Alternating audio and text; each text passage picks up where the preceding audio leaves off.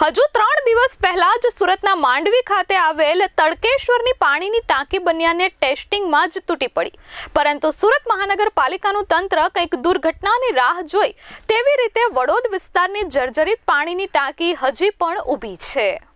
થોડા દિવસ પહેલા જ સુરતના માંડવી પાસે તડકેશ્વરમાં 9 લાખ લીટર પાણી ભરેલી ટાંકી ટેસ્ટિંગમાં જ પડી ગઈ હતી, જે આખા ગુજરાતના પ્રશાસન માટે કાળા ધબ્બા સમાન ઘટના હતી। એ ઘટના બાદ રાજ્ય સરકારે નીચા જોણું થયું હતું અને હજુ પણ તેમાં રોજ કંઈક ને કંઈક નવો ઘટસ્ફોટ થયા કરે છે। ત્યારે આવી જ એક પાણીની ટાંકીવાળો કિસ્સો સુરતમાં જોવા મળ્યો છે।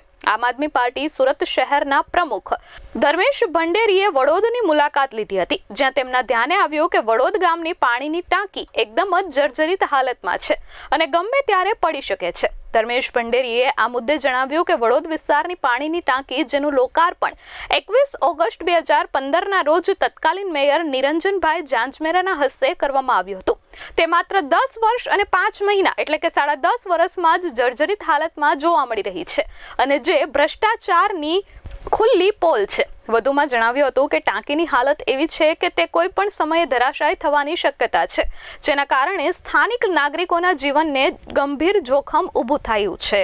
સુરત મહાનગરપાલિકાની વડોદ ખાતેની આ પાણીની ટાંકી જે આજથી 10 વર્ષ પહેલા બની હતી, જે ટાંકીને આપણે જોઈ શકો છો કેવી દયનીય હાલત છે।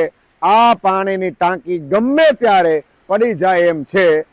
2015માં 8મા મહિનાની 21 તારીખે શુક્રવારના રોજ એ સમયના તત્કાલીન મેયર શ્રી નિરંજનભાઈ જાંજમેરાની આગેવાનીમાં એમના પ્રમુખ સ્થાન હેઠળ આ ટાંકીનું લોકાર્પણ કરવામાં આવેલું, એટલે કે 10 વર્ષની માથે 5 મહિના જેટલો સમય થયો। 10 વર્ષને 5 મહિનામાં આ ટાંકીની હાલત ખખડધજ થઈ ગઈ। આ ટાંકી ગમે ત્યારે પડી શકે એમ છે।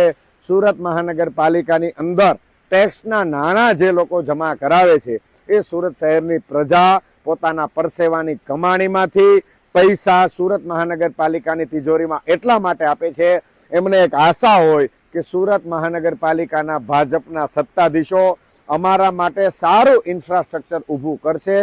Bureau report S24 news Surat.